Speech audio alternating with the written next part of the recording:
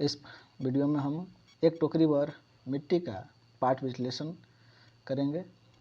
इसका प्रकाशन 1900 ईस्वी में हुआ था। इसके लेखक माधव राव स्प्रे हैं और इसका प्रकाशन छत्तीसगढ़ मित्र में पत्रिका में हुआ था। पाठ शुरू करते हैं। किसी श्रीमान जमींदार, इसमें एक पात्र हैं, जमींदार हैं।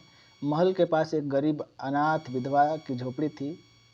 जमींदार साहब को अपने महल का हाथा उस झोपड़ी तक बढ़ाने की इच्छा हुई। विधवा से बहुतेरा कहा कि अपनी झोपड़ी हटा ले, पर वह तो कई जमाने से वही बसी थी। उसका प्रिय पति और इकलौता पुत्र भी उसी झोपड़ी में मर गया था। उसका पति और इकलौता पुत्र जो था उसी में उनका देहांत हुआ था। पतोहू भी एक 5 वर्ष की कन्या को छोड़कर चल बसी थी। जो उसकी एक पोती थी उसका उम्र 5 वर्ष था।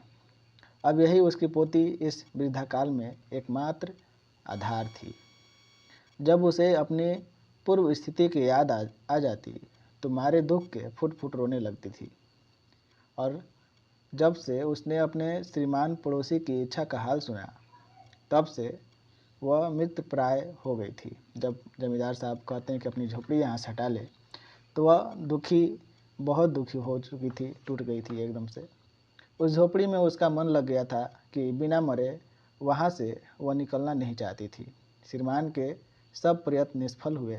तब वे अपनी जमींदारी चाल चलने लगे।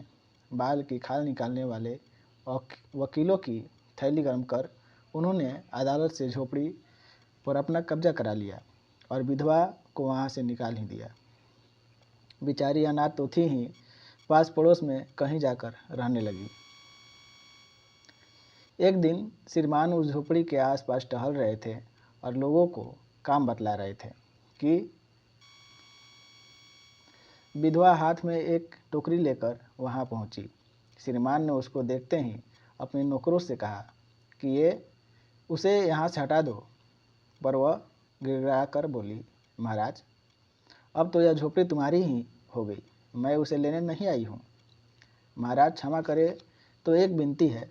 जमींदार साहब के सिर हिलाने पर उसने कहा, जब से यह झोपड़ी छूटी है तब से मेरी पोती ने खाना पीना छोड़ दिया है। मैंने बहुत कुछ समझाया, पर वह एक नहीं मानती। यही कहा करती है कि अपने घर चल, वही रोटी खाऊंगी। अब मैंने यह सोचा कि इस झोपड़ी में से एक टोकरी भर मिट्टी लेकर उसी का चूल्हा बनाकर रोटी पकाऊंगी। इससे भरोसा है कि वह रोटी खाने लगेगी। महाराज, कृपा करके आज्ञा दीजिए तो इस टोकरी में मिट्टी ले आऊं। श्रीमान ने आज्ञा दे दी।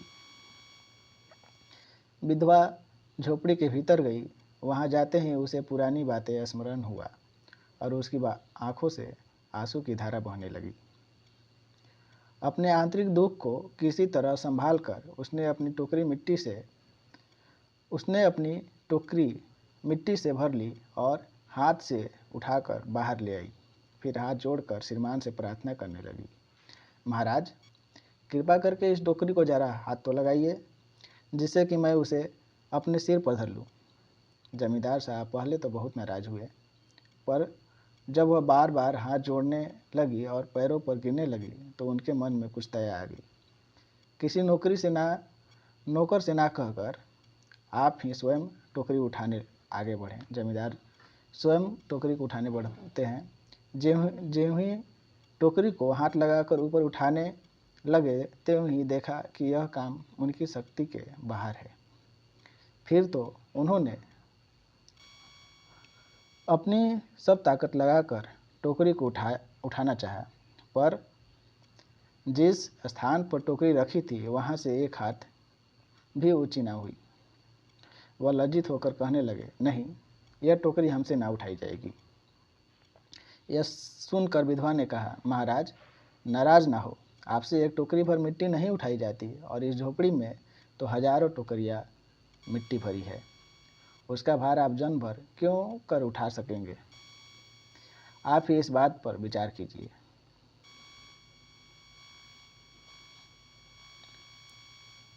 जमींदार साहब धन मत से गर्वित हो अपना कर्तव्य भूल गए थे, पर विधवा के उपर्युक्त वचन सुनते ही उनकी आंखें खुल गई। कृत कर्म का पश्चात कर उन्होंने विधवा से क्षमा मांगी और उसकी झोपड़ी वापस दे दी। इस कहानी में एक यह नोट्स करने लायक यह पंक्ति है लास्ट की। यही महत्वपूर्ण पॉइंट्स है और एग्जाम में यहीं से क्वेश्चन बनते हैं। और उनके पोती का उम्र 5 वर्ष और पति का देहांत उन्हीं झोपड़ी में हुआ था। कुल कितने पात्र हैं इसमें? 2 पात्र हैं, जमींदार और विधवा।